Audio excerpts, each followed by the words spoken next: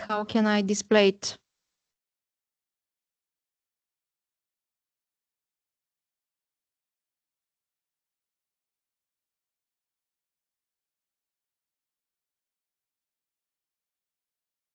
Yeah, it should be.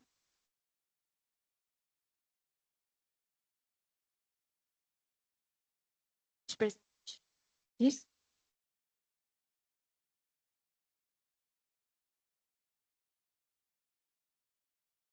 The last one.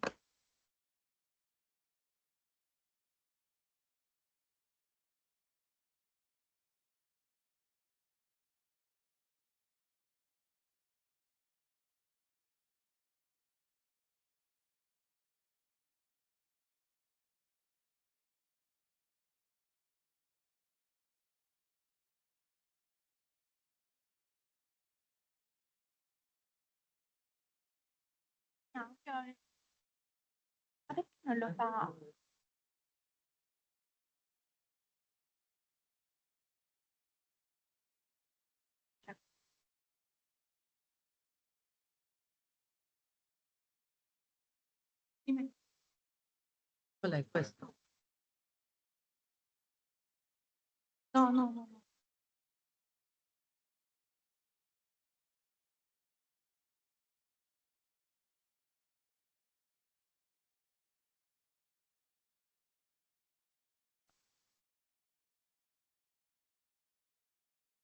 How can I change? I'm here. Okay, thank you. So, practical obstacles and legal issues. Now I'm speaking like a representative from the Bulgarian side. This is the point of view of the prosecutor's office. And later on, I will explain why I stress on that issue. But at the beginning, Bulgaria has practical experience in implementing the regulation, as well as the other EU acts on the mutual recognition of freezing and confiscation orders, mainly as an executing country. This is something that we infer from the statistics that we keep in Bulgaria, mainly as an executing country, and much less cases as an issuing country. Before pointing out some problems arising in the practice of the Bulgarian judicial authorities, let me introduce some overview on the practice, how we implement or adopt the regulation in Bulgaria. At the time of the entry into force the regulation, two separate laws for recognition of orders of competent judicial authorities of other member states were already effective in Bulgaria, one in relation to freezing orders and the other in relation to confiscation orders and other financial sanctions. So the adoption of the regulation was carried out by the Bulgarian legislator by amending those two acts. They have, as you can see, very long titles, and we refer to them as the Freezing Orders Act and the Confiscation Orders Act.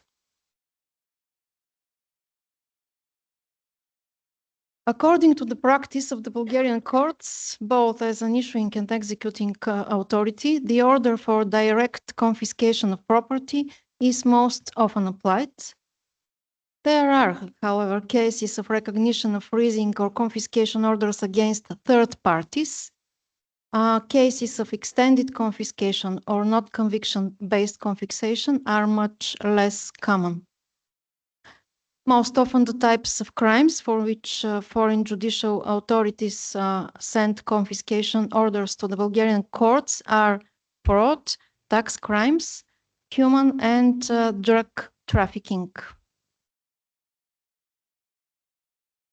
The type of assets that have been subject to confiscation are diverse.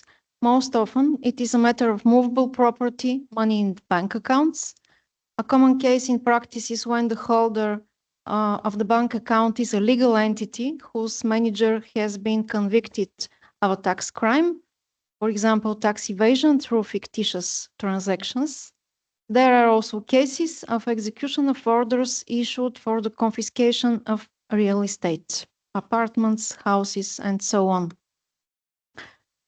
Before pointing out some of the difficulties, I would like to stress that the main role in the process of recognizing foreign certificates accompanied with freezing and certificate and confiscation orders has the court or the judge in Bulgaria. That means that the judges are the ones who must provide the problems that they encounter in their work. And when we were preparing the last autumn, as I'm not mistaken, prepared the answers of the questionnaire on practical obstacles. The prosecutor's office, as a partner in the project, sent the questionnaire to the judges and hoped to obtain some information from them. Unfortunately, they weren't so cooperative as we expected, and we didn't have enough information. So the source of information about these problems in the practice are my colleagues from the prosecutor's office. And their point of view is based on their attendance in the open hearings in front of the court when proceedings of recognizing foreign authorities' orders is conducted, and when foreign orders and certificates are sent to the prosecutor's office, and they then transfer them to the courts. So the district court in Bulgaria is the competent authority to recognize a certificate and an order from another member state. And on the other hand, when a prosecutor wants to obtain an order for freezing for a property abroad, he should initiate it in front of the court. So the difficulties, as I said, this is the prosecutor's point of view, are as follows: identification of the competent court, proper translation of the certificate and or the order, delay of the procedure when the certificates are not accompanied by the confiscation or a freezing order, problems related to the right to effective legal remedies. So, in the first place, as an executing state, a significant problem and cause of delay is the determination of the competent court to conduct the proceeding of recognition. As opposed, I would like to say that if a national court should order freezing or confiscation in relation with criminal proceeding which is conducted by our national authorities, it is simple because the competent court is the one who is obliged to conduct the criminal proceeding. This is not the same when another member state sends to Bulgaria confiscation or freezing order, because other rules are applied at the moment. And according to the law, the criteria are the location of real estate, or the place of registration of the legal entity, or the place of residence of the individual. So in some cases, the information in the certificate or in the decision of freezing or confiscation from the issuing country is incomplete. And this leads to some arguments between the different district courts. When the various real estates subject to the certificate are located in different cities, the respective district courts argue over who should conduct the proceeding, or more often, who shouldn't conduct the proceeding. Such difficulties also arise when legal entities whose properties or bank accounts are subject to confiscation, they change their headquarters by registering at an address in a different city. Then the other district court becomes competent on recognizing the respective order for freezing or confiscation. So, pursuant to our criminal procedural code, jurisdiction disputes between courts are solved by the Supreme Court of Cassation, and of course, the procedure delays the process, and if the property is not seized, creates time frame for disposal or concealment. Another problem. Often difficulties arise due to the quality of the translation of the certificates. In some cases, the translation is inaccurate and incomprehensible.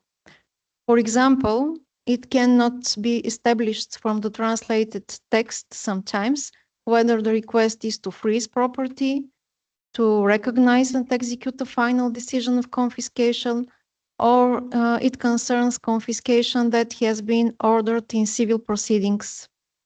In order to be clarified, the respective order is requested. Difficulties arise because of the misunderstanding of the legal terminology used in the certificate. Even if the translation is accurate, differences in the national legal systems leave it doubtful whether the exact meaning of the expressions used is understood. Therefore, the court requests additional qualifications from the issuing country, and again, it leads to unjustified, from the point of view of the issuing authority, delays. Sometimes the judges announce that the lack of documents enclosed to the certificate delays the procedure.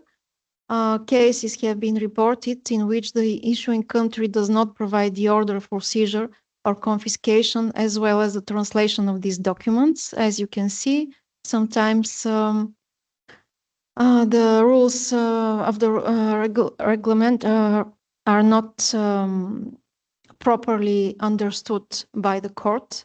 The Bulgarian court grants the issuing country a reasonable period of time to prepare the translation and provide the documents.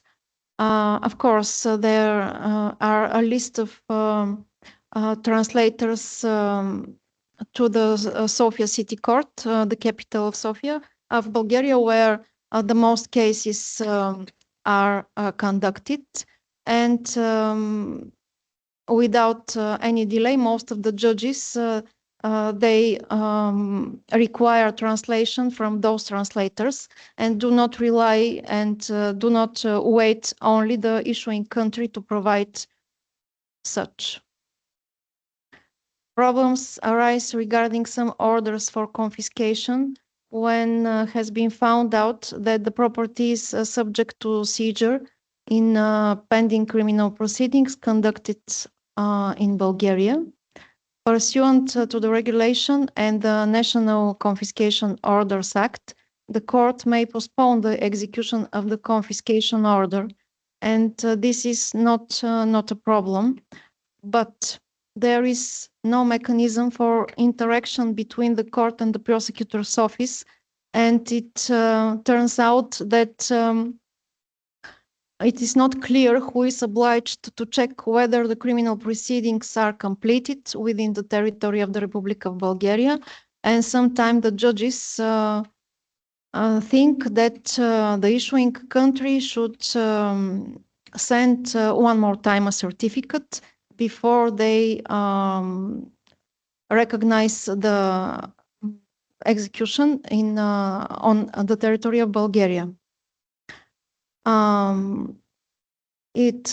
As you can see, it's not regulated according to them whether the postponement of the execution is carried out according to the already issued certificate or a new one must be submitted. And the last one, problems were reported related to the right of effective legal remedies. This is the case when, for example, a legal entity has a bank account in which the sum of money has been confiscated by another authority, and the Bulgarian judges cannot understand from the certificate whether the legal entity has been informed during the procedure in the other country about the procedure, and if not, if whether the efforts has been made to inform and to find out representative of this legal entity. This is it from my side. I would like to share opinion based on preparing this presentation. Every country, as in Bulgaria, we have problems in efficiency of when we are talking about judicial authority. Sometimes in maybe very perfect countries, there are not problems, but specifics. And sometimes I think that the problems are not in the regulation, but they are in the national system, because the rules of the regulation and the foreign judicial acts should be recognized and executed in the environment of the national system, where the specifics or the problems may reflect very seriously. But I will stop here about the Bulgarian situation. And now I'm going to give the floor to my colleagues. First of all, my colleague from Spain. Please. Thank you, Ania, for giving me the floor, and thank you, Professor Malgheri, for holding this magnific project.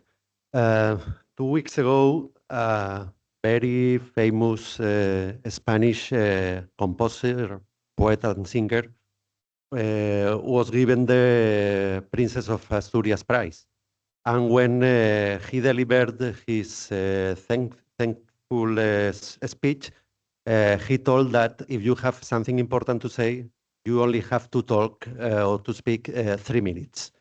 Then, as I think I have important things to say, I'm only going to speak 3 or 4 minutes, and that would be all. Then, starting, I think that the certificates based on the regulation, at least in Spain, are starting to function better. I based this affirmation in the statistics of the Public Prosecution Office. In 3 years, since 2021 to 2023, we received 250 certificates. And when I had a look last week to 2024, we have received already 150. Then we are receiving more certificates. That implies that the thing is starting to become better. But connecting with the last words of Vania, I have to say that in Spain we have also a problem with the judiciary, with the judges. As we are not the single point of contact for certificates, the issuing authority can choose if they send to us, the prosecution office, or to the judges. We don't really know how many certificates are arriving, because the judges has not any system of count the certificates. And being this a serious problem is not the most serious problem. The most serious problem is that the foreign authority sends the certificate to the judges, it arrives to a distribution office. And this distribution office can take even months to allocate the certificate in a specific judge. Then it's more better practice to send the certificate to us because we know perfectly the competent judge, and we can present the foreign certificate, the certificate based on the regulation, in the correct judge to execute it. Sometimes you can think about this issue that maybe prosecution office has some problems or some deficit of legitimacy regarding fundamental rights. But we are already in Spain, the prosecution office, the single contact point for European investigation orders. We have recently passed this year the 10th round of mutual evaluations in the Commission of Europe, and we have received a very, very good feedback, a very elogious feedback of our paper, because we can trace every European investigation order in Spain, and we execute in the prosecution office the 92% of them. We only send to the judges that ones that affect to fundamental rights. Then we are trying to convince, I don't know if we success, we will succeed, but we are trying to convince the policymaker that a solution for the regulation would be the same, would be that we receive all the certificates, and then we can trace the certificates and we can allocate in the right court, and we also are obliged by our national law to send the certificate with a report remarking the important things that the judge has to look in order to execute the certificate. Anyhow, I don't think it's the only problem in Spain. One of the problems in Spain is not in the execution phase, but in the previous phase. We have also some difficulties for tracing onlooker for the assets, and I think that the new directive is a good instrument because it strongs the capacities of the AROS and AMOS offices. Apart from that, we have the same problems that the rest of member states regarding the certificates. Some of them, I don't know all of them, but an important number of them arrive without the copy of the internal resolution, and sometimes in a fewer number, but also in a appreciable number, they arrive without translation. Then I'm sure that in the future it's going to be solved because I'm with Jan Elise, for instance, in some meetings with the European Commission for an informatic technical system. And inside this system, you can immediately contact the other part and probably solve this question. But while this arrives, I don't know how many years it will take to implement this new system. We are trying to solve this thing with the communication with the foreign authority, as foreseen in the articles 8.2 and 9.2 and 19.2, sorry, of the regulation. But we find that some countries never answer. They send the certificate, and after you try to contact them, and they don't pick up the phone or they don't answer the emails. It's happened very frequently with some Eastern countries, for instance, Poland or Czech Republic, but curiously also with France. With France, we solved the problem with the liaison magistrate. We talked to the French liaison magistrate in Spain, and he tries to help us. But it's very important in every instrument, in every tool of international cooperation to write a real email, a personal email that once is looking on a daily time, all days, or even a real number of a person who speaks English. Apart from that, we have some Spanish problems, as Spania says, some problems not based on the regulation, but in our internal system, in our internal law. First problem, we prosecutors cannot seize anything. We have not any power for seizing in Spain, and that leads to an absurd situation. We are in charge of make the financial investigation via European investigation order. And once we have all the information, we cannot say to the bank, please freeze this because I'm going to receive a certificate. We have to run to transmit it to the colleague, to phone to the colleague, please send me today the certificate, which is not always possible. And then we have to start the way. We have to have the certificate, to go to the court, to try to evade this distribution office, to present in the right judge, and to wait that this judge execute in this very same day the certificate. I give you a recent example from this past summer. We received a very important certificate of a very important embezzlement from Luxembourg, and we allocate in the right judge on the end of July, perfect, in the same day. But the judge was on holiday. No one take care of this certificate until we, in September, phone to the judge and say, oh my God, what have you done? And then, yes, she executes in one day. What happens? Obviously, the money wasn't there. Yes.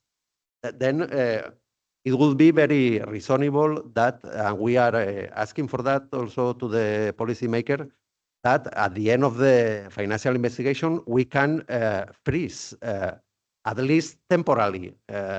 Probably not, sure, for sure, it's a question of human rights, but the parties should have an appeal in front of a judge in 7 or 15 days or something, but without this power, it's not possible to be efficient.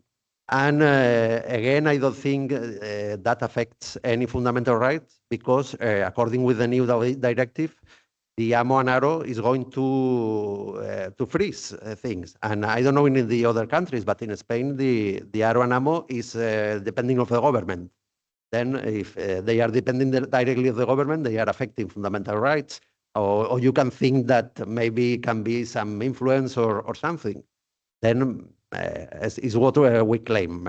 We need to freeze and our decisions to be challenged after in front of a judge. Apart from that, we have problems with the land register. Also, the regulation states that there's not a deadline for the inscription on the land registry of houses or villages or so on. They insist that the Spanish law is up to their registry. The Spanish law is a very old law from the 19th century and establish a 4 years deadline. And there's a problem. We cannot challenge the decisions of the land registry because it's not in a criminal proceeding, but in a civil one, and we are not part in these civil procedures. Then we have some hold there. We are trying to arrange meetings with them and trying to convince them that they should change the interpretation. But I don't know the solution. Probably it would be some adaptation, not implementation of the regulation in Spain, obliging them to not establish this 4 year deadline. And we have finally, is my last comment, also a problem with the judges regarding the competence. when we have various assets. The Spanish internal law says that is the prosecution office they're responsible to allocate this in a judge where we have some assets. But most of the judges are saying that, well, I execute the part of my territorial district, but not the other part. And then we have to challenge this decision, and maybe it take months to solve. Then it's also a problem because we have only success in freeze one or two of the assets, but not the whole of them. Thank you very much.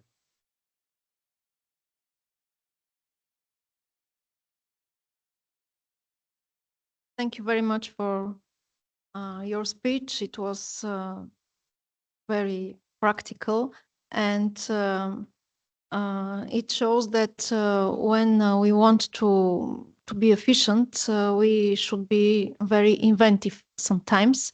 And the same in Bulgaria when we have to freeze a bank account. Sometimes we should call the FIU service because they want they have the right to stop a transaction about I don't know 72 hours I think, and this time frame allows us sometimes to obtain the seizing order. But let's go further. Now it's time to hear Helio. I give you the floor. Thank you. Good morning to everyone. Well, I will try to be as clear as possible and as brief as possible. I don't know if I will complain with 3 minutes rule that Jose just mentioned, but at least I will do my best. Well, first, I know that this roundtable is about problems and best practice under regulation, but I will try to start with good news.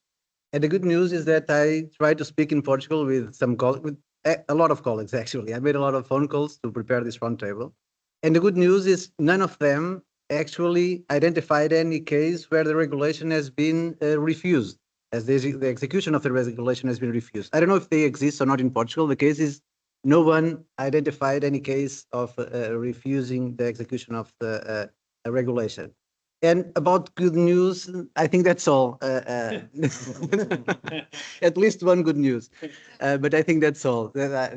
We all agree that the regulation is not as implemented as it should, and that's a big problem that we need to work at national level, but that's a different story. Well, saying that, I will just try to point out 2 or 3 questions on the freezing order and on the confiscation order. But before that, I don't know if it's interest or not. If it's not interested, I can move forward. But I want to highlight also some topics related to the fragmentation between the scope of the investigation, the European investigation order, and the scope of the regulation. And this is the first point that I want to highlight, because I understand, I think that we all understand the need to separate and distinguish the purpose and scope of the European investigation order and the regulation. But there will be probably some efficiency in allowing that some evidence or the use of some means of collecting evidence that are interest only for confiscation, and that have no interest at all in criminal investigation, to be requested within the certificate of seizure or confiscation in the regulation. And why I say that, imagine this example. If in a criminal investigation in Portugal, if I manage to obtain information that a suspect of a crime in Portugal owns a house in Germany or in France or in Italy, and keeps a collection of watches inside that house, I don't see much alternative. Well, I can see alternatives, but I don't see much alternative into issuing the freezing certificate provided for within the regulation for freezing the house on one hand, and on the same time issuing in an European investigation order that allows to seize the watches, to enter the house and go to seize the watches. I understand that in theory, this should be possible just within the certificate of the regulation. But in practice, what my colleagues told me is that usually all the jurisdictions required both the certificate from the regulation and also the certificate from the European investigation order. And that could be a problem sometimes. Another problem that results from this fragmentation between the scopes of the regulation and the European Investigation Order are the creation of some gray zones or gray areas regarding to the use of one instrument or another. If in the course of an investigation in Portugal, we seize a car or an airplane with French plates or Italy plates, but the car is in Portugal, but is registered in Italy or in France, have French plates.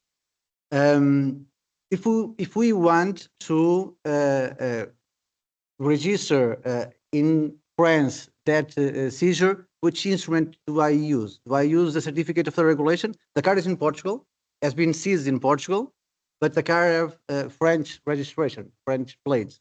Do I use the European Investigation Order for that? Do I use the regulation? I think that this gray areas of indefinition could be somehow, could benefit somehow of, I don't know, probably extend a little bit the scope of the regulation and allows, in these cases, to use the regulation also for these purposes. But it's just some ideas that probably will not be, not all the colleagues will agree with this, but I just want to share this idea. Well, regarding to the freezing order, there's also one topic that deserves to be highlighted in my perspective. And that point concerns to the combination of Article 10 and 26 of the regulation. Those articles, mostly the Article 10, is regarding with the possibility to postpone the execution of the certificate in some cases. And namely when there are some freezing or seizure measures that have been enforced in the executing jurisdiction.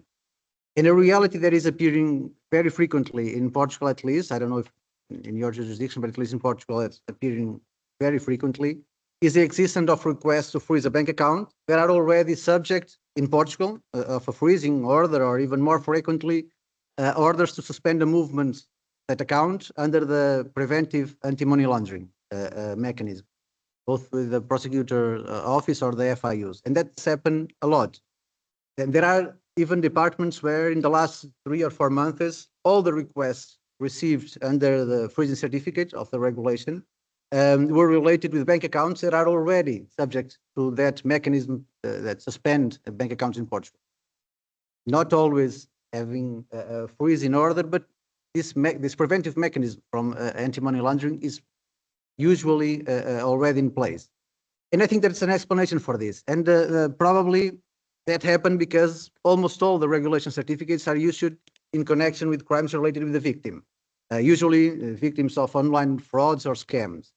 And the money of those victims passes through an account in Portugal. And the Public Prosecutor Office, which here acts the same powers of the FIU, the Public Prosecutor Office in Portugal, can suspend bank accounts and then go to a judge to confirm that. And those funds are already suspended because the bank made a communication when time that detects a suspicious activity on that account. And applying the Article 10 of the regulation, I think it's clear that execution of the freezing order could be postponed as long as this procedure is maintained. And the question is this reasonable? Well, I don't think so. I don't think that is always reasonable. Article 10 could be one of the pillars of victims protection. If established that in that cases where it could be shown or demonstrate that a property or those values belong to the victim, the decision could only be postponed if the execution could damage an ongoing criminal investigation. And just on that case. If we can show, if we can gather enough evidence to confirm that those values on that bank account belongs to the victim, why postpone the execution under an investigation of money laundering in the execution state? I don't know if that makes a lot of sense. In my perspective, it doesn't, but it's something that within Article 10, I don't see much alternative, unless both jurisdictions talk. And for that, Eurojust would also be very important on this regard. And the same logic should be clearly followed on Article 26. Article 26 mentioned the necessity to give priority to the interests of the victims, but it should be more clear on this regard. Well, another aspect that I note with some sadness, I must confess, is that in some of these cases, restitution of property to the victim, the very principle of mutual recognition is questioned and not respected. I've heard of cases in which even after a decision from the issuing state that recognizes that that property belongs to the victim, the executing state has still asked to be sent additional proof to demonstrate the same reality that the issuing state already decided. That is, that assets, that values belongs to the victim. And based on the mutual recognition principle, I'm not sure that this will be very correct. I think it's not.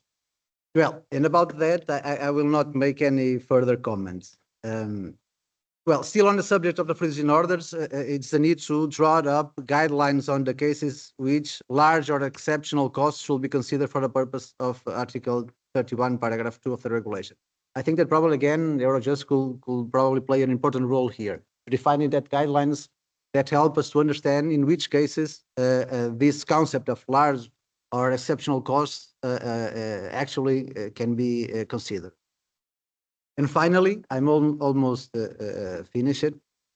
I would like to point out another aspect relating to the enforcement of confiscation orders, which is also related to the protection of victims.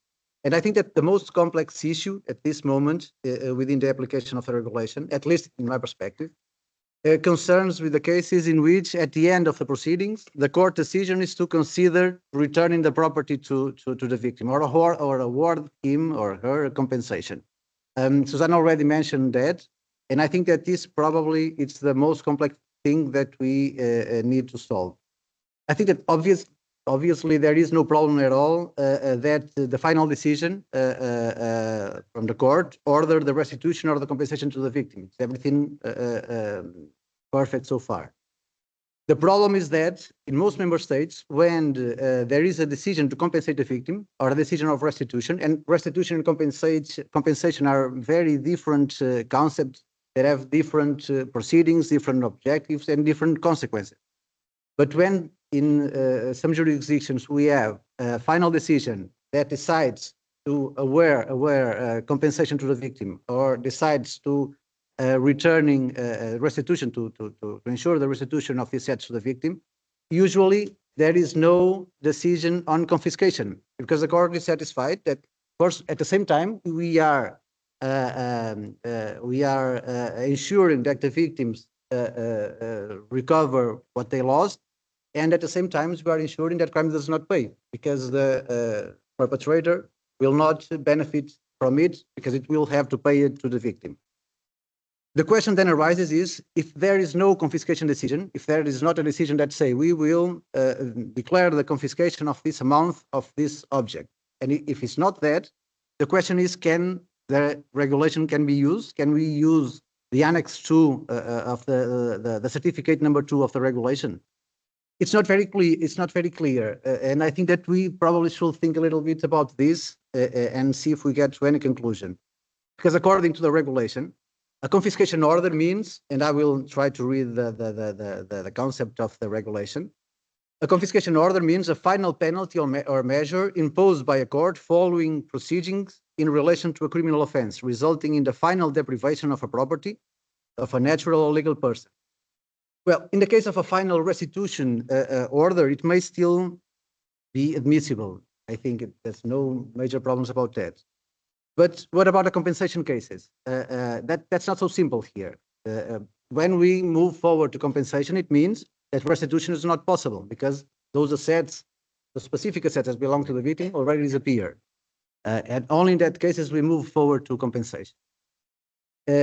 And I'm not sure that the regulation can be used for all cases of enforcement of a compensation. And the clarification it's needed in this regard. Susanne already mentioned about it, and I agree with her. I think that we really need clarification on this regard. If the compensation is awarded on the basis of the direct loss that the victim has suffered as a result of the crime, for example, the money that they have lost as a result of the fraud or a scam, I think that more or less obviously that it could be admitted that we are within the framework of proceedings in criminal matters. But if what is at stake, it's a moral damage or the profit that the victim lost because the profit that the victim could have made, but didn't because of the crime. In Portugal, we call it lucro cessante. I don't know if there is exactly translation for that, but it's a profit that the victim could have gained, could have obtained, but he didn't because he have suffered a crime. Lucro cessante, it's something that I don't know exactly how to translate it in English. But in that cases, in the moral loss, or in these cases, I don't think that the compensation could be executed, the decision of compensation could be executed within the regulation. I think in these cases, probably we are already in civil matters problems. But again, I think that we need to dig further on this and understand which will be the best solution for this. Well, the fact is that these problems in Portugal have been overcome already, because there is a very recent case law ruling that the court, and a mandatory, more or less mandatory case law, that ruling that the court must order in the same final decision both the confiscation and compensation to the victim. Of course, that only one could be enforced, because if both will be enforced, the perpetrator will pay both, and that with that we could transform the confiscation of proceeds in an actual penalty, and that's not what we want, of course. Well, finally, and I will end with that, it seems also obvious to me that the biggest problem within the regulation is the lack of practical implementation and application. And in that regard, it's clear that the need to raise awareness about the application of the regulation is still very important, at least from a Portuguese perspective, and I think that more or less around all countries in Europe will be more or less the same. Although that we could find here some small difficulties, all member states have the obligation to encourage and training and capacity building for judges and prosecutors to apply the regulation properly and make this mechanism more efficient. And that's all. Thank you very much.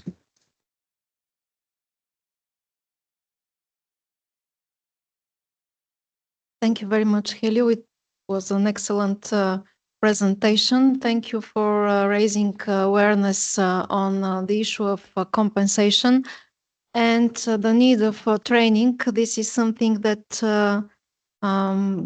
I think it's needed in Bulgaria too. And I'm glad to hear that the problems are sometimes common in our countries and we are not isolated. So then I'm giving the floor to the Italian national member in Eurojust. I'm sorry we didn't had the chance to be introduced to each other before this round table, which is not round, but please. Okay, thank you. I'm Aldrin Gangi. No, I think it's turned on. I think you can hear me. I'm Aldrin Gangi. Actually, I'm assistant to the national member for Italy, but I'm acting as national member due to the vacancy of this position. And I'm very happy to be here because this is the right place to discuss about issues that we are all encountering in the application of the regulation on freezing and confiscation of assets. And it is a matter that interests very much the Italian perspective and the work, the daily routine of the Italian desk at Eurojust, because I think that maybe Susanna can confirm it, that the Italian desk at Eurojust deal with the vast majority of cases in which regulation is put in place. Taking into account that I have been working there since 2019, I can see that I assisted to the birth of the operational tool of the two operational tools of the regulation. That instead, in my case, in my opinion, they are free, but I will discuss about it tomorrow. And so the freezing and the confiscation orders with some sort of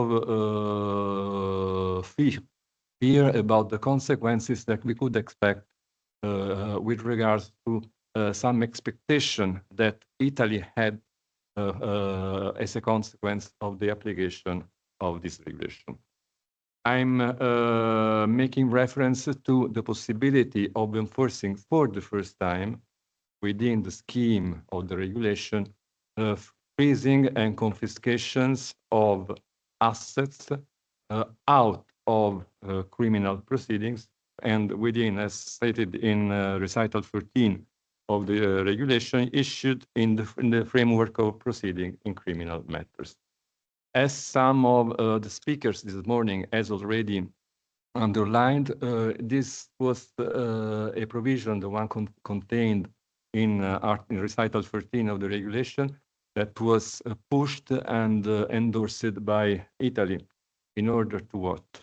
In order to allow in the 21st century, I should say, the possibility of countering some forms of criminality and the dangerous that some of the wealth connected to some form of criminalities with valuable assets when these assets were located abroad. Thus, the provision of recital 13, thus the indication in the regulation of the characteristics of proceeding in criminal matters, thus the indication in the same regulation of the fact that although they are not they are proceeding, they are not criminal proceeding. In any case, all the right of the defense, according to the parties involved, and so on and so on, the subject who is undergoing a so-called preventive measure, as well as the third parties concerned, are completely supported and applied. And I'm making reference to the rights of defense as stated in the Charter of Nice. So right to an appeal, right to participate in the trial, a right to be represented by lawyer, etc. And there's also within the regulation the indication of to which extent the property of third parties is protected in case of need of execution of freezing or confiscation orders that triggers from this procedure. So I should say a legal provision which is very clear for the subject of the procedure, very clear for what concerns the rights of the affected persons, and the quantity of guarantees that have to be considered and balanced within the national proceeding in the issuing state, and to be taken also into account in the proceeding of the executing state. But we expected, as Italian desk at Eurojust, that although those provisions there would be difficult to face with and to overcome. And this was the case, as also Susanna has pointed out during this morning. Because the concept of the context of the possibility of enforcing on the basis of the general principle of EU regulation, decisions that are not taken into within a criminal proceedings, so a proceeding which is targeted and focused on the identification of a specific crime, the identification of the responsibility of the possible perpetrator, and also with the conviction of a possible perpetrator, is not in line with the culture and with the knowledge and the cultural and the professional background of the interpreters. So this is a problem that we have, which recurs many times in our experience as Eurojust. So not only as Italian desk at Eurojust, but also as Eurojust as a whole organization, and also with the support of our colleagues from the casework unit, which Anna, for instance, works with. In front of these problems, what were the solutions applied, the best practices we applied? As Susanna said, we supported and we go on supporting our colleagues, asking to specify already within the extension of the freezing certificates all the characteristics that are at the base and ground the respect of rights of third parties concerned within the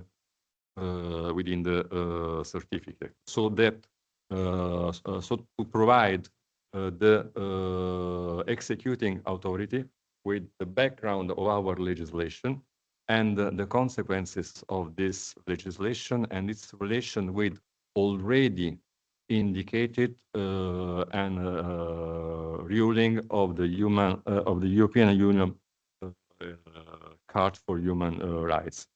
We also suggest to our colleagues to provide within certificate and to or even before, because the problem of confiscations in this area is not only a problem of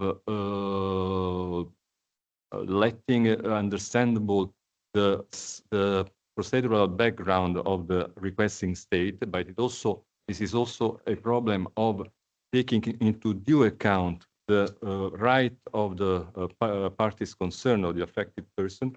We also try to convince our colleagues even before an application to the Italian judge for a preventive seizure and thus so for a freezing certificate, to focus their investigation not only on the crimes, not only on the personality of the person potentially dangerous, but also on the trail that ended with the ownership of the person that will be in the end affected by the freezing or the confiscation. Because we have always to recall that the regulation states that on the balance between the two interests, between confiscation, seizure, and deprivation of property, the detriment of third parties, the third part, the public interest to confiscation and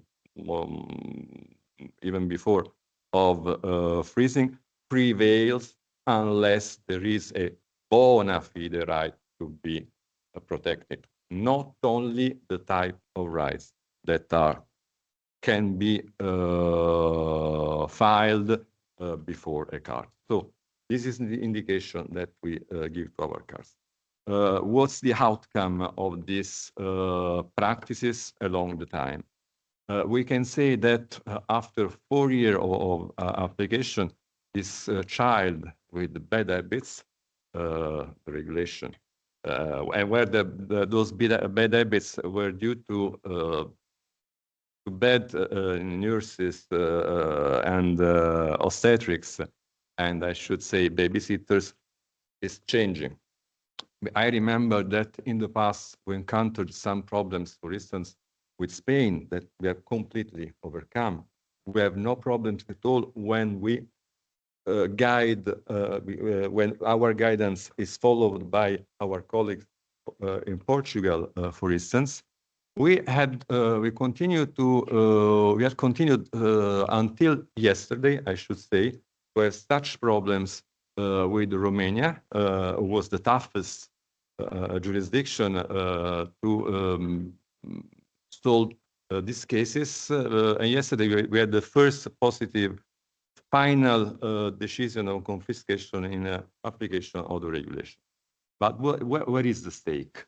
The stake in this case is in the fact that there is always a resistance, but we know that this is a kind of a cultural approach, which is not only, it's also an approach that is given by our national authorities, because we see it not only in the field of application of the regulation, but also when we support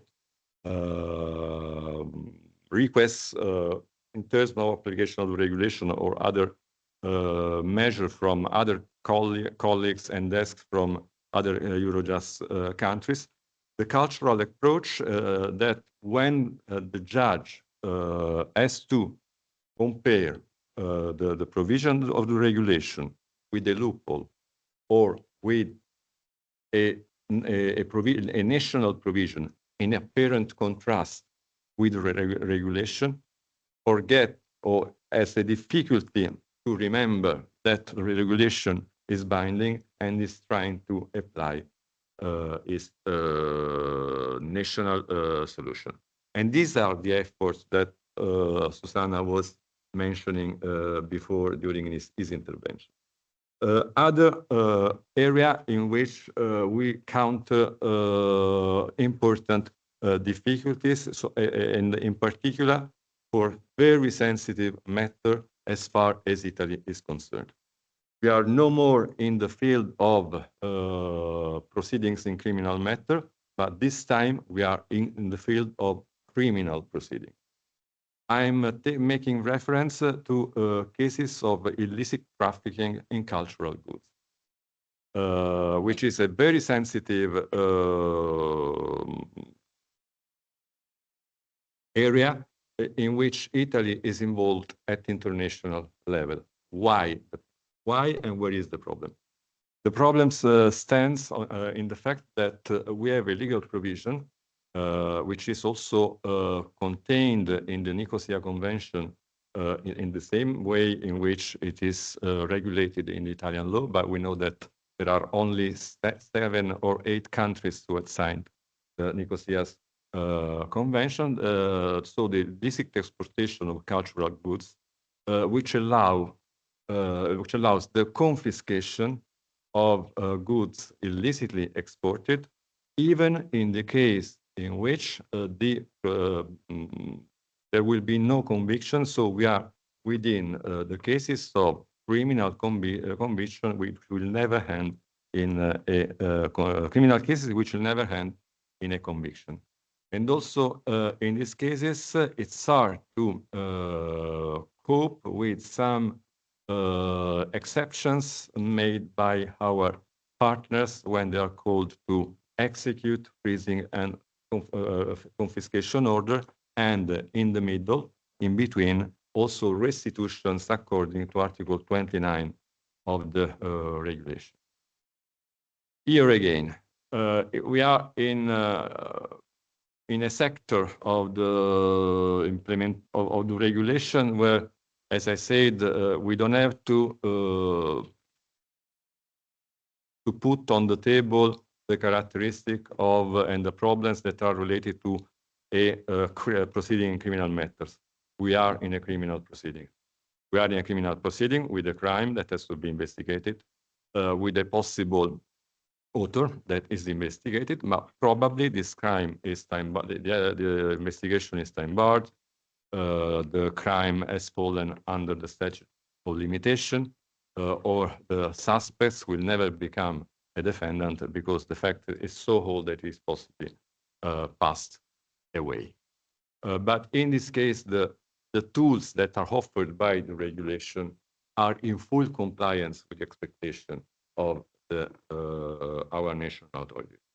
But here again, there are some activities that have to be conducted at a national level before issuing such requests that has to be considered. And in our practice, what we suggest to our colleagues when this is the case, please always take into account that when it comes to the application of the regulation 2018, and you know that the property you are expecting freeze with the view to confiscation is owned by a third party, there is another area of investigation that has to be a path that has to be followed in order to verify in advance if the person who holds the item is a bona fide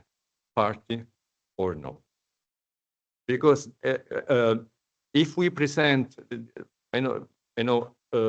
these are cases in which we always confront ourselves with Germany. Principally with Germany. Why with Germany? Because Germany has the most important auction houses in terms of archaeological goods. German museums are full of Italian artifacts, both in the 70s and in the 80s of the last century, without taking into account the due diligence. So this is we work against this background. But if we present a certificate which doesn't explain the position of the affected persons, as it is required by the regulation, and we do not show the investigations that have been made in this regard in order to check the quality of the right of property, because only bona fide right is protected, goes on the balance, and the balance, the equilibrium between the two rights at stake, the rights to restitution to the lawful victim on the side, and the right to restitution of the current owner on the basis of what? Principally of usucaptio, because this is the problem. Our colleagues from abroad find a very, very difficult, also in this case, to correctly interpret, this is my personal opinion, the binding provision that are set in the regulation 2018, where the pyramid of the kind of properties and which prevails is very, very clear. We are working a lot on it. We find some difficulties also due to the fact that Germany is a federal state, so each land has its own way of interpreting these problems. What else? Against this background, I could say that probably and possibly some issues related to these two issues at stake could be solved with a correct implementation of the directive of confiscation, where both the rights of the affected persons and the possibility of the need for the requested countries to implement the regulation in order to introduce in the legal framework confiscations out of a criminal proceeding, and so between a proceeding in criminal matters should take place. I don't know if I have more time. Maybe not. Not okay, because I just wanted to introduce, but maybe we can take it in tomorrow or in the discussion. It is a topic that has been also touched by my colleagues, the interactions and the coordination in terms of execution of different legal cooperation tools. I'm talking of European arrest warrant, freezing and confiscation regulation, and European investigation order, which is, in my opinion, with the view of possible new legislation of interest. But I stop here.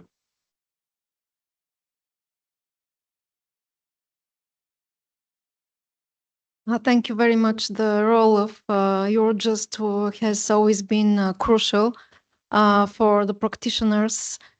So thank you very much. I will use only the one element from your speech about the concept of proceeding in criminal matters to remind one more time that in Bulgaria we have a difficulty with those things because we have the legislator created some confiscation procedures, but created them without the features of procedure in criminal matters. So we, as we saw in the morning, we keep the European Court of Justice very busy. But sometimes this is how to become famous. Thank you very much. And we are going further with our colleague from Ministry of Justice of France. Thank you very much. Please. Thank you very much for leaving me the floor. I'd like also to thank very much the University of Catania and every participant of this event for organizing the event in the first place, but also for the very impressive work which has been going for 2 years. and which comes to an end. And it's very, very nice to have all this data available, publicly available furthermore for everyone to seize it. And it's very interesting for everybody to have all this fascinating perspective. I'd like to start overall with good news also, as my colleague from Portugal started, to stress that the regulation has proven to be a powerful tool in the fight against impunity. And actually, when I talked also to some practitioners, not many of them said that they had difficulties with the execution being refused in some states, for example. So that's, in my view, a very good news. Also, it has been stressed this morning by Professor Maugeri. The use of a regulation for this type of law was very exceptional and was a key element in the very quick, actually, implementation of the tool, because the regulation took place in 2018, and as soon as 2020, we started using it. So it was, in this aspect, very efficient when we compare it with other tools of European law, which need actual implementation in the national law. The reason for this efficiency is, of course, the limited ground for refusal, which has been stressed this morning as well, that is permitted by the regulation.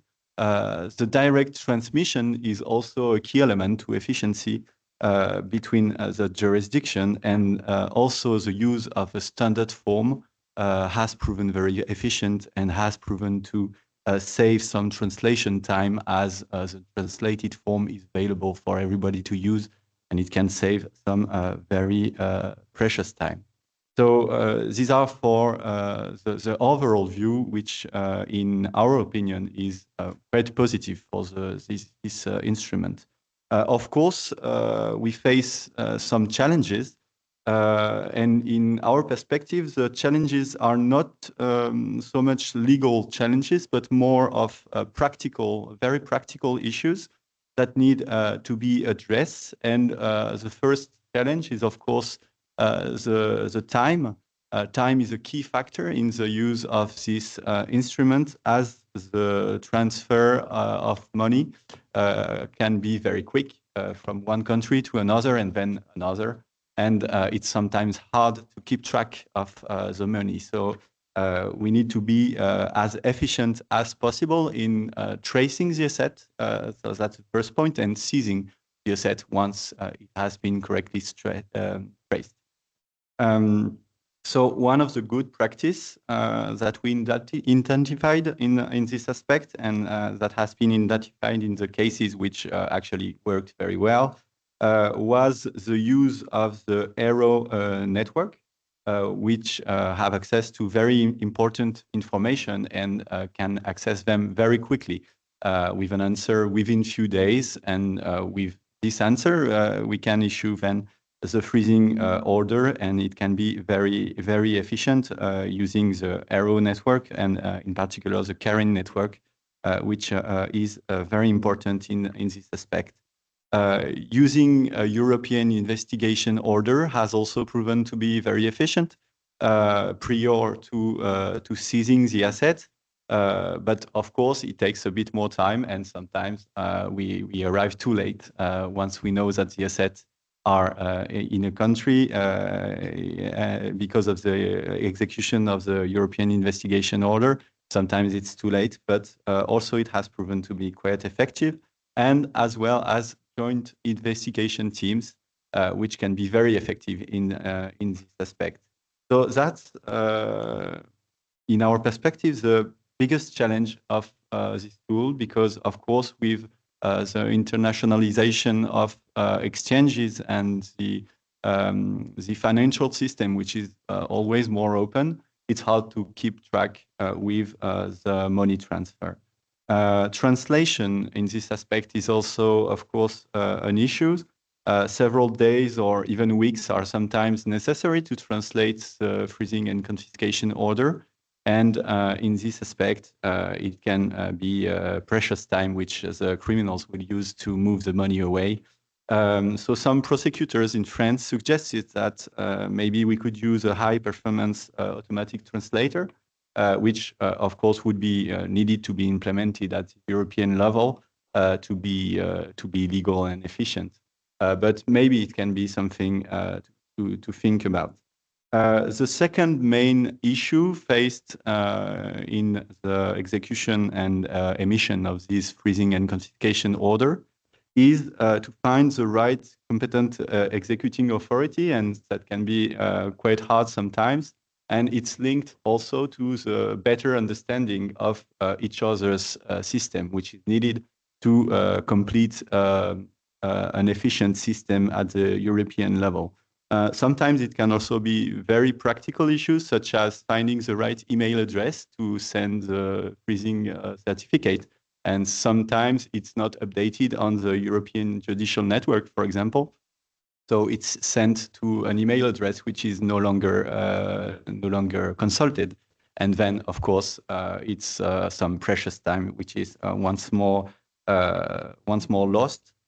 These issues can be addressed with better communication, and I'm glad that these events take place, because of course it's one of the places where this better communication can be enhanced, and also the use of the European Judicial Network of Eurojust, of course, which is a key partner in this communication, but also sometimes discussing the case informally, as I saw it suggested in some of the work of this network, can be very efficient. And contacting the practitioner and discussing the case before sending the certificate can prove very effective indeed, in particular regarding the emergency and giving information about this emergency and the need of coordination. The need of coordination is also stressed when several assets are to be confiscated in several countries, and in this regard, the role of Eurojust is a key role with the organization of action days, which can be very efficient for seizing at the same time assets in different countries. The last challenge that I would like to stress is a challenge linked with direct transmission, because of course earlier I exposed that direct transmission is a key element to efficiency, but it also creates some challenges.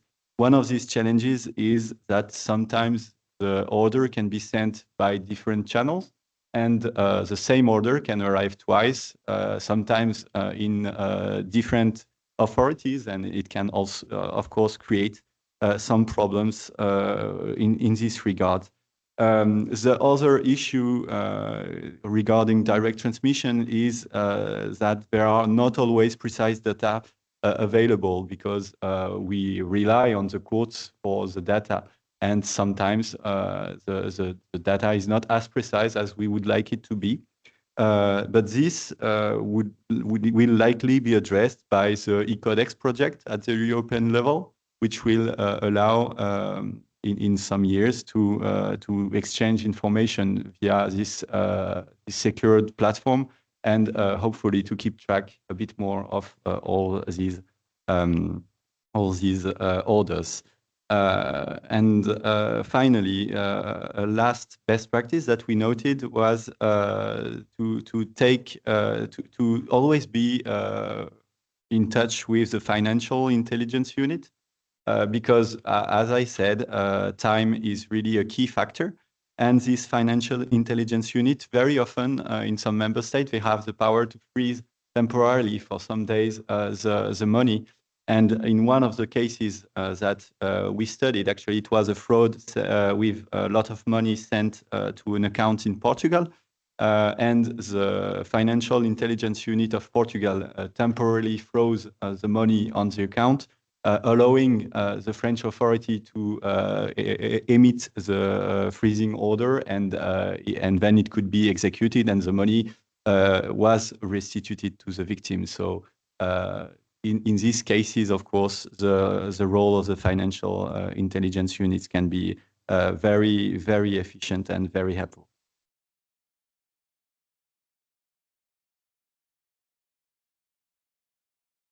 Thank you very much. I would like to emphasize on two things from your speech: teamwork and dialogue. There are very few problems that cannot be solved if dialogue is on the table. Thank you. And now we are going to the other side of the table, our guest, who is going to start from Sweden. Thank you. So many thanks, and special thanks to the organizers for the wonderful conference. And I completely agree with previous remarks that the work of your research group is truly outstanding and be very important, I think, to the application of the regulation. I'm Gustav Almqvist. I'm associate professor of criminal law at the University of Uppsala, but I'm here perhaps also in having worked for the past 5 years or so on a complete overhaul of the Swedish law on confiscation, both procedurally and substantively. And I guess my news, it's for others to decide whether it's good or not, is that big reform enters into force tomorrow. So with the permission of the organizers, I thought I would limit my remarks to just say something about the relationship between that reform and the regulation. My general impression from talking to Swedish prosecutors, I should say, just by the way, is that Swedish experience of applying the regulation are good, and that they haven't encountered that substantive problems. I won't go in further into that, as I don't work on that either. But what is interesting here is, of course, that when Sweden considered broad reform of the law of confiscation, both for achieving higher level of systemation and clarity. This law has been waiting for a reform for a long time. There was both this idea that we need a more comprehensive legislation explaining many of the difficulties you can encounter in confiscation proceedings, but also to expand the possibility for confiscation. As some of you might be aware, there's a big debate going on in Sweden as to the challenges of organized crime for the past 10 years. And I think the most important reform, without any hesitation, is the introduction of a new form of confiscation of unexplained wealth, which is somewhat similar to, I think, the draft proposal in the directive on unexplained wealth, more far-going than the final article. I thought I'd just say something about that. Is that new provision on unexplained wealth is, I think, basically the construction of extended confiscation. Just that we have removed the requirements in extended confiscation for conviction of a criminal offense. What's left is the requirement that certain property is derived from criminal conduct. That's basically the construction provision. And the question, of course, is having a provision like that, which only emphasizes the relationship between the property and criminal conduct, without any requirement either for a conviction of a criminal offense or relating the property to a criminal offense. And that kind of confiscation be covered by the regulation. That relates to remarks by several colleagues earlier. Obviously, it's not proceedings in relation to criminal offense or criminal proceedings in the narrower sense, but is it proceedings in criminal matters, the broader sense? And well, that remains to be seen. Just when working on this legislation, and I won't go into that, but it raises, of course, the question: what is the scope of the regulation? And Algeri raised this idea that there must be some kind of link or connection to a crime. Would it be sufficient with this broader notion of derived from criminal conduct, Article 14 of the new directive? Maybe, maybe not. I don't know. It would be interesting to see. I would just like to raise the question here, how important is the procedure? Because at the end of the day, Sweden decided that this is something for this is in the criminal code, and we apply basic criminal procedure, even though there's no relationship to a concrete criminal offense, either as a predicate offense or as something that the property should be related to with some kind of connection link. So what we have is criminal procedure. That is our kind of connection really to criminal law or criminal matters. And there I would like to stress a few things, and it would be an interesting thing to discuss whether you would consider that to be sufficient for it to be a criminal matter. But begin with obviously we use the concept of derived from criminal conduct. That is what is to be proven, even though it shouldn't prove concrete offenses, but rather derived from criminal conduct using the same tools to prove that as extended confiscation. So the relationship between the property and the possibility of the defendant, as it were, to earn property of that value. The burden of proof is on the prosecutor, not to the full criminal standard, not beyond a reasonable doubt, but the burden of proof is expressed to Swedish lingo as clearly more probable. So there's a slight turn to the prosecutor, not the balance of probabilities, but clearly more probable. So it's somewhere between balance of probability and beyond a reasonable doubt. And it could be discussed what that means. But the burden of proof is on the prosecutor. And also, there is the possibility of public legal representation, for example. Under certain conditions, you can get publicly funded legal representative assisting your case. And it follows the rules of criminal procedure in other areas as well. So in the Swedish municipal understanding, this is clearly a criminal case, very clearly handled within the criminal context. But is it a criminal matter? And I guess that raises the question that has been touched upon by Algeria and several others. What is the core of criminal matter? Is it some kind of link, concrete offense? Then this new provision, which is hailed as extremely important in the Swedish struggle against organized crime, and I don't know, it might inspire other jurisdictions as well. We will see. That if it's based on the notion of a concrete criminal offense somewhere there, well, then it won't be covered by the regulation. But if we see the core of criminal proceedings in criminal matters as something else, rather than seeing it rather as we need to have certain safeguards, a certain sort of collection of different safeguards to live up to a criminal proceeding, rather as civil proceedings or administrative proceedings, where, for example, the burden of proof and the level of proof would be different. Well, then I think it could make a fair case. This would be covered by the concept of being criminal. So that would be an interesting question to see, and I think also the most not only a theoretical question, but a very practical question in the coming months. So this was my news. It enters into force tomorrow, so we'll see what happens. Thank you.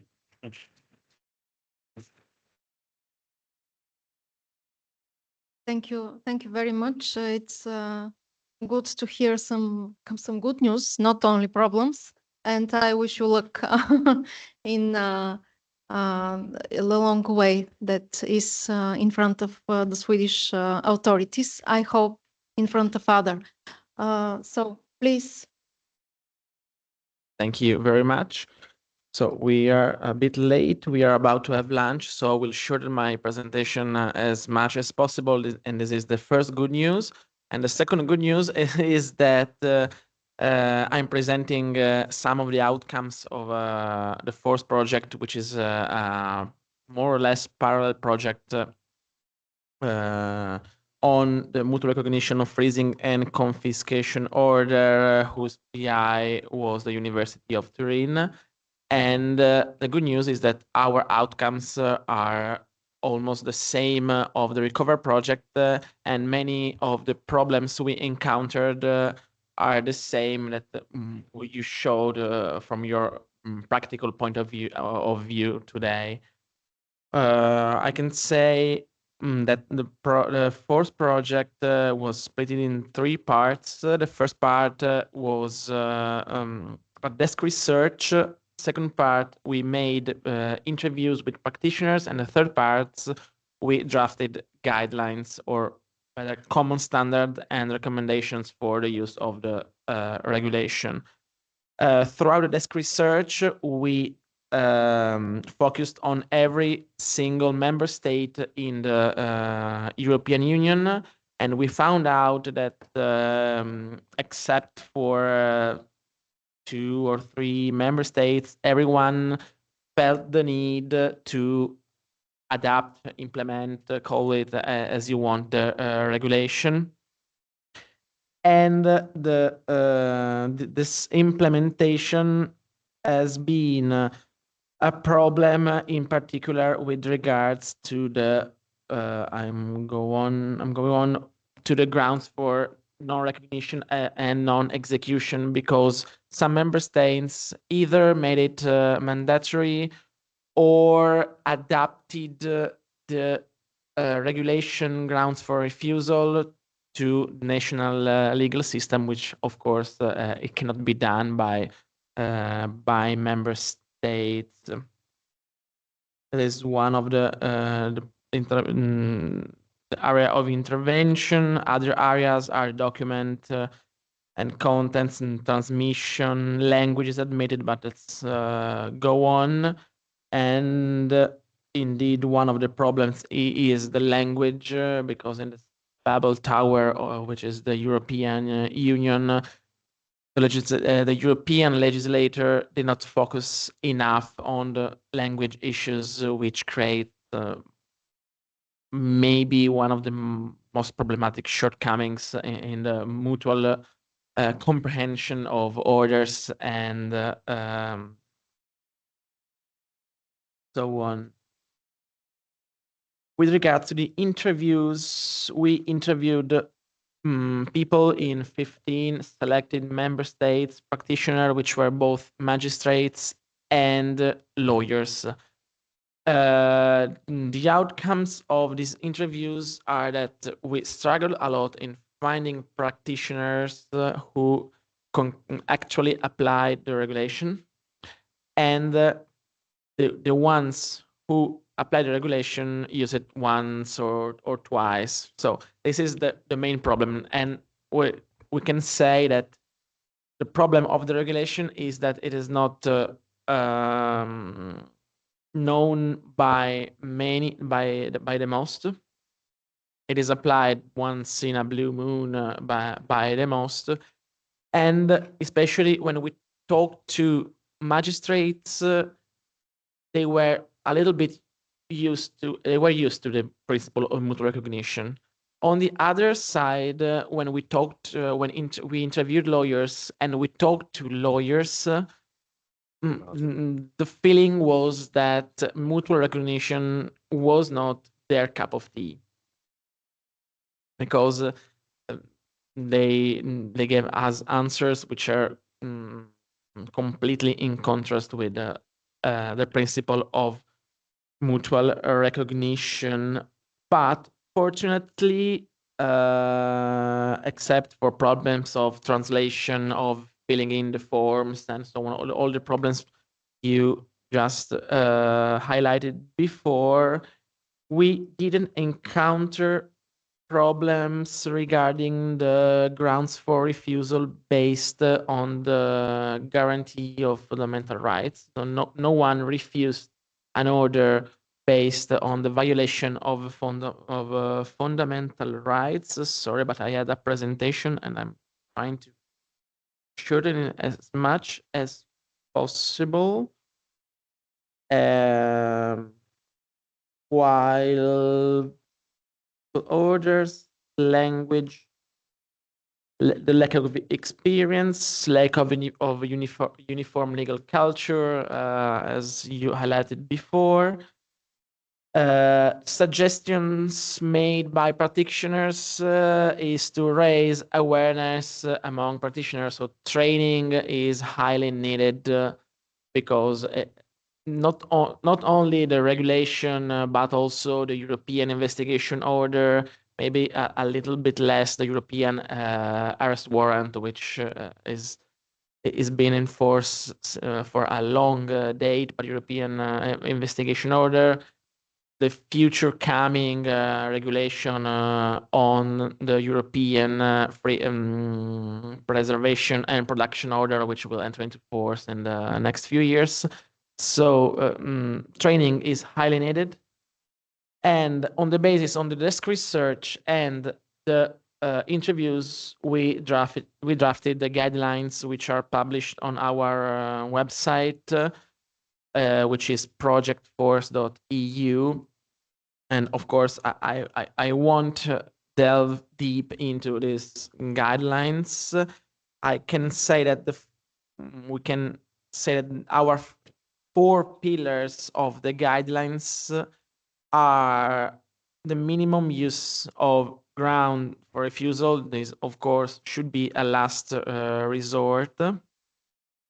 To recognize as many orders as possible in order to grant the cooperation to its maximum extent, only due to Article 13, the recital 14, which indeed says, which endorses the maximum use of the recognition. The dialogue between authorities is fundamental before refusing or not executing. Of course, dialogue is fundamental, and be careful to the principles of necessity and proportionality, which should be the leitmotif, the guideline of every single order. It's 1 p.m., so I'm finished. Thank you. Thank you. Thank you very much. It was valuable to hear about your project and the output of it. Thank you, all my colleagues. Of course, this is something that Professor Mugeri and the organizers did, but again, when the practitioners and the academia are and the representatives of international organizations are on one table, I think that is something that could set example to everyone. Thank you very much.